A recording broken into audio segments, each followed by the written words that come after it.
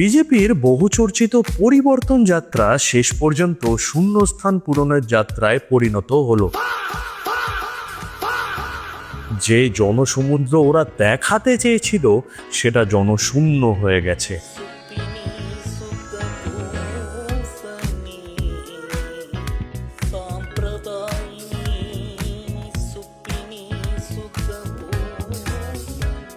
গ্রামে JCB machine দিয়ে মাটি কাটা হলেও এর চেয়ে বেশি মানুষ ভিড় করে।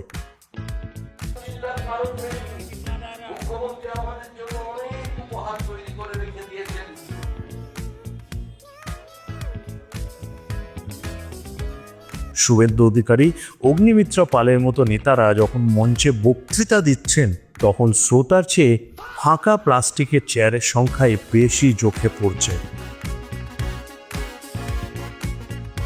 যাদের নাগরিকত্ব কেড়ে নেওয়ার ভয় বিজেপি দেখিয়েছিল সেই মানুষগুলোই আজ ওদের থেকে মুখ ফিরিয়ে নিয়েছে। আসলে এসআইআর তো ওদের পরিবর্তন যাত্রায় হয়েছে।